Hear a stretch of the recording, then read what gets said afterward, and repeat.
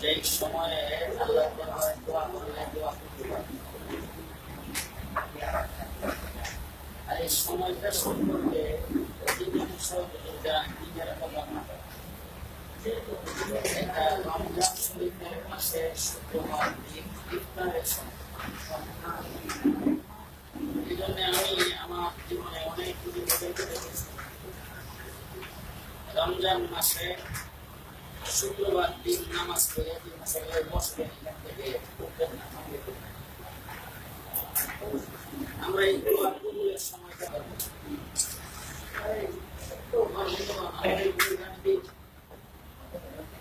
জমিও যারা করেছেন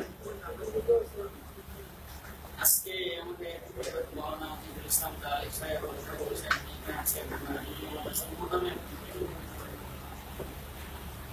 অনেক সময় আল্লাহ পাকের দরবারে দোয়া করি, আল্লাহ আমাদেরকে সাহেবে ইসলাম বানানো, সাহেবে ইসলাম হিসেবে সাহেবে ইসলাম বুজুর্গানে দিনের একটা সিলসিলার নাম সাহেবে ইসলাম।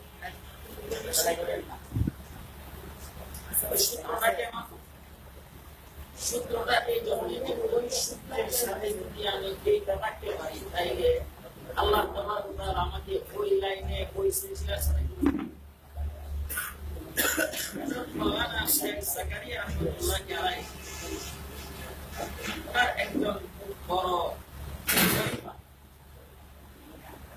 ওনার কাছে একটা চিঠি লিখছে, জাকারিয়া রাহমাতুল্লাহ আলাইহির কাছে চিঠি লিখছে, হযরত আমি স্বপ্নে দেখি আমরা সবাই মরে গেছি, কিয়ামত হয়ে গেছে, হাসরের মাঠ দেখা হয়েছে। হাসরের ময়দানে আল্লাহ পাক বিচারের আসনে বসছেন, আল্লাহ তাবারক ওয়া তাআলা বিচার করতেছেন। এক একজন লোক হাজার হাজার লক্ষ লক্ষ কোটি কোটি মানুষ বিশাল বড় লম্বা লাইন ধরে যাইতেছে, কাঁদতে কাঁদতে মানুষগুলি বেহুশ, কেউ কাউকে চিনে না, কেউ হুঁশ নাই। আল্লাহ পাকের দরবারে যায় দাঁড়াইতেছেন, আল্লাহ পাক শুধু তার নেক আর বলটাকে দেখায়া কাউকে জান্নাত কাউকে জাহান্নাম এরকম করতেছেন। আমিও লাইনে খাড়া, আপনিও লাইনে খাড়া, আপনি বললেন আগে, আমি হইলাম পিছে। জাকারিয়া রাহমাতুল্লাহ আলাইহির কাছে চিঠির মধ্যে লিখতেছে, আপনি বললেন আগে, আমি হইলাম পিছে, আপনার সাথে আমি। এইভাবে লাইন একের পর এক যাইতেছে, আপনিও কাঁদতেছেন, আমিও কাঁদতেছি, একজন আরেকজন দিকে তাকাইবার মতো কোনো শক্তি নাই, কাঁদতে কাঁদতে বেহুশ। এমন সময় যাইতে যাইতে আপনার কালা আল্লাহ দরবার পর্যন্ত গেছে, আমি তো আপনার পেছনে। আপনি যখন আল্লাহ দরবারে যায় একবারে কান্নাকে দেখা মাত্র ডাক দিয়া বলতেছেন, জাকারিয়া তুমি এইখানে কাঁদতেছো কেন? এই জাকারিয়া তুমি কাঁদতেছো কেন? তোমার চোখে পানি কেন? তোমার তো আজকে কান্দার কথা না, তোমার আজকে হাসার কথা।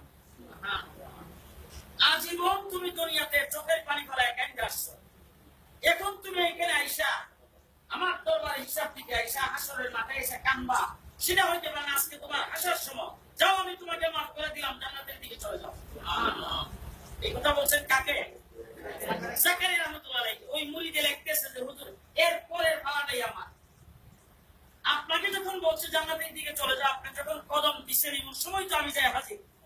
আমি যখন যাই হাজির হইলাম, হওয়ার মাত্রই আল্লাহ পাক আমাকে দেখে বলতেছে, তুমি কে? মানতা, কে তুমি? যখন এই কথা কইছে আমি কাঁপতে কাঁপতে আপনারা দেখাই বললাম যে আমি তো হযরতের খাদেম। সেই কইছে হযরতের খাদেম, আল্লাহ পাক আমারে ডাক দিয়ে বলতেছে, হযরতের খাদেম হইলে তুই এখানে দাঁড়াবি শুধু কেন? হযরতের পিছে যা। সুবহানাল্লাহ। হযরতের খাদেম হইলে তুই দাঁড়ায় শুধু কেন? হযরতের পিছে যা। হযরত জাকারিয়া রাহমাতুল্লাহ আলাইহির খাদেম আল্লাহর দরবারে গেছে, উনি বলছেন, আল্লাহ পাক বলছেন তুই হযরত খাদেমের খাদেম হয়ে থাকলে খাদেমের পিছে যা।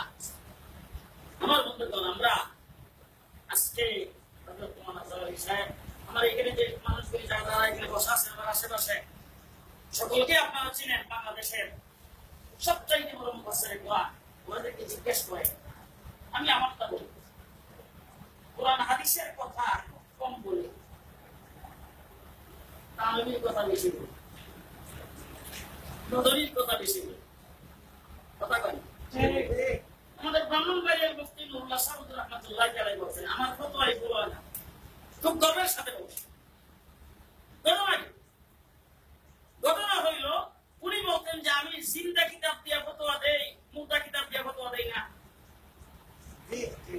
আমরা যখন ব্রাহ্মণের মাদ্রাসায় পড়ি দেখি যে ৫-৭-১০টা ফতোয়া লিখে লইয়া মুফতি সাহেব বল হুজুরের কি করে যায় হাজির, হুজুর পড়াইতেছে, হুজুর যায় সাইডে বসা, হুজুর পড়ানি শেষ করে কি বল মুফতি সাহেব হুজুর কইলে কিতাব কি আপনার দরবারে অনেক আছে না, আপনার লাইব্রেরিতে কিতাব আছে, কিতাব থেকে আপনি ফতোয়া লিখে ফেলেন। কিতাব দেখলে 10টা দেখা লাগবে, 10টা দেখলে 10টার মধ্যে 2টা ভুল হবে, 8টা ঠিক হবে, এটা হুজুর তো বিজ্ঞ আমার জন্য বহুত ব্যাপার, আমরা মুখস্থ করে বলেন একবার বলি সুবহানাল্লাহ।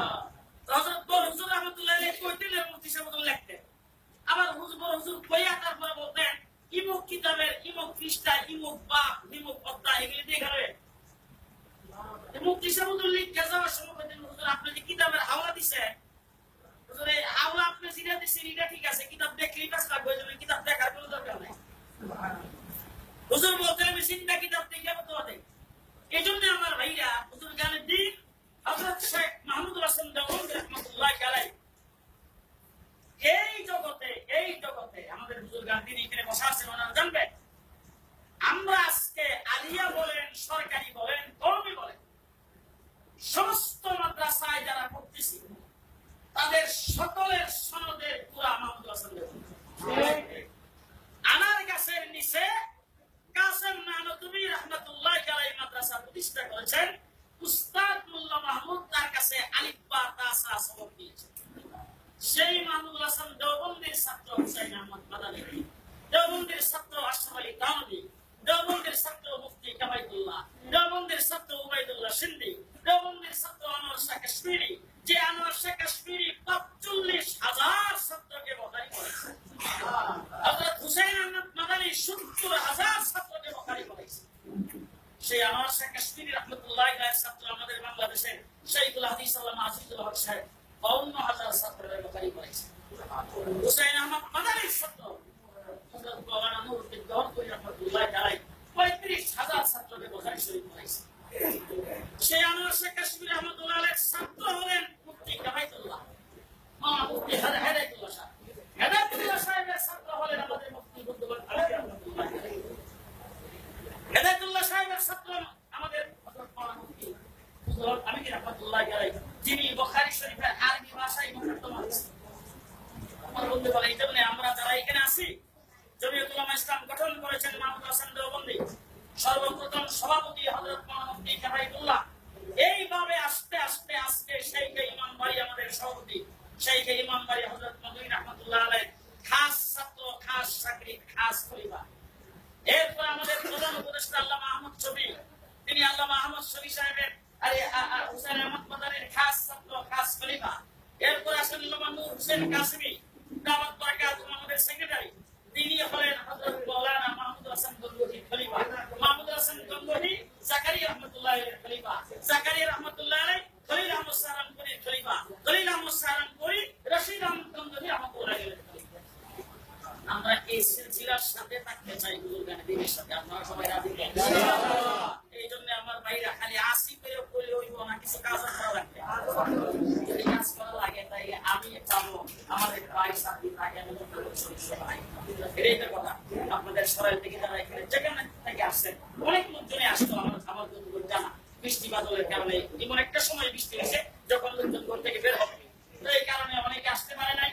এই জন্য আমি আপনাদের সকলকে অনুরোধ করবো, যারা এখানে আসছে আপনাদের যাদের কাছে নাম্বার নাই, আমার ছোট ভাই লাল বাক্সের নাম্বারটা আপনারা নিয়ে যাবেন এবং তার সাথে আপনারা সকলেই যোগাযোগ রাখবেন।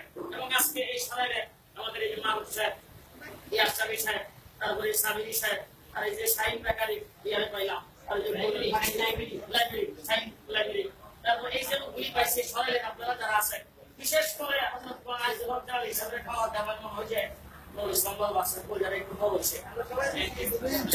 এই জন্য আপনারা যদি তাকে শক্তি যোগান যদি আপনারা যদি যাইতে বলে